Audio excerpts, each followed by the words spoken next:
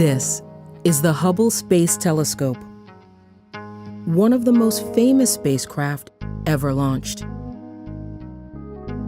For over 20 years, it has played an integral role in our search to understand more about the universe. However, when Hubble first launched in 1990, it quickly became apparent that the new telescope had a problem. MIT professor and former astronaut Jeff Hoffman has personal experience with Hubble's flawed optics. When you have a new telescope, just like when you pick up a pair of binoculars, the first thing you normally do is you run through the focus to find the sweet spot where the focus is best, and this is what they started doing with Hubble. The problem was that no matter how they moved it, they weren't getting perfectly focused images. They'd move through the best, and then it would start to get worse, but even the best images were still fuzzy.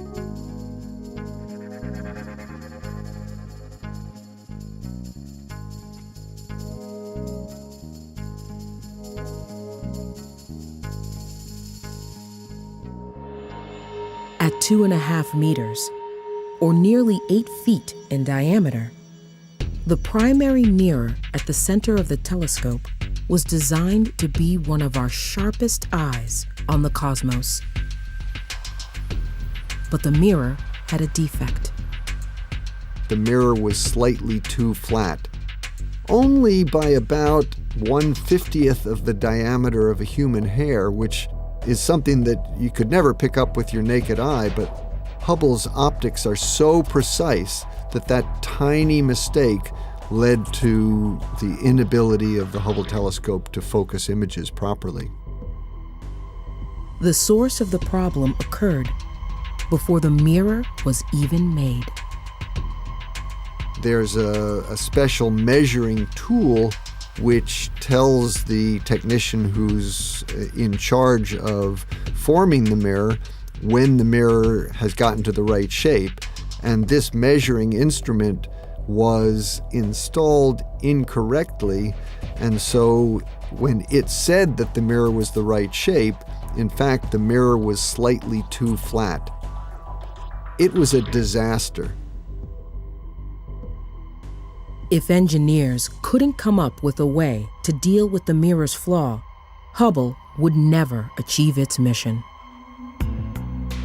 The optical engineers came up with a brilliant solution. If you could block the out-of-focus light and bounce it off a mirror onto another tiny mirror, only about the size of your thumbnail, and that second tiny mirror would be slightly curved to compensate for the lack of curvature in the primary mirror, and then bounce the light back into the detecting instruments, you could fix it. It was a clever fix that would allow Hubble to reach its potential. But first, astronauts would have to install it. It was one of the most complex space missions ever attempted, made possible by the fact that Hubble had been specifically designed to be modified and upgraded over time.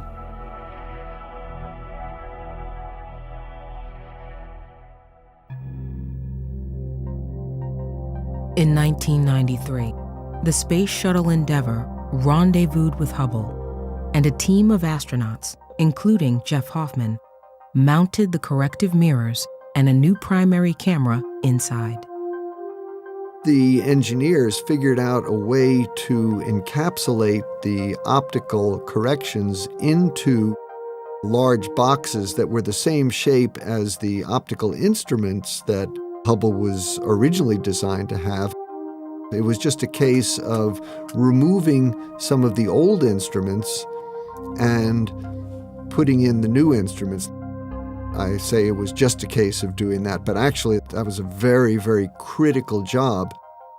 A few weeks after Endeavour returned to Earth, astronomers and engineers held their breath as Hubble took its first pictures with the adjusted optics.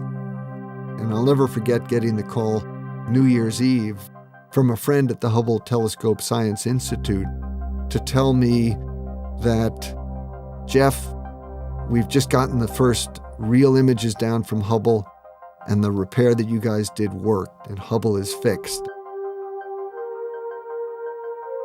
The images were crystal clear. The skillfully engineered solution was a success.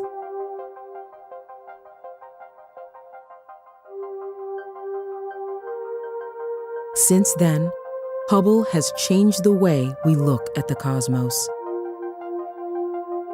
offering us unparalleled pictures of the universe.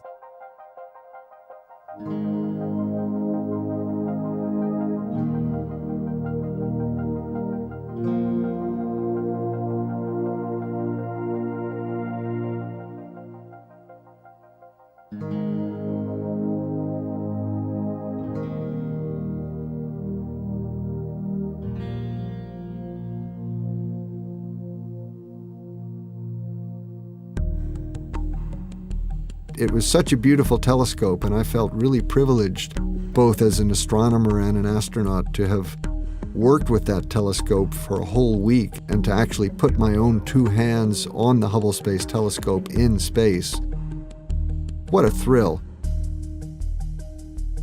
We still have much to learn about space, and Hubble continues to help us search for answers to our questions. But even the telescope's initial failure has something important to teach us. It's from failures that you really learn what your problems are, and that's how you improve your equipment, your hardware.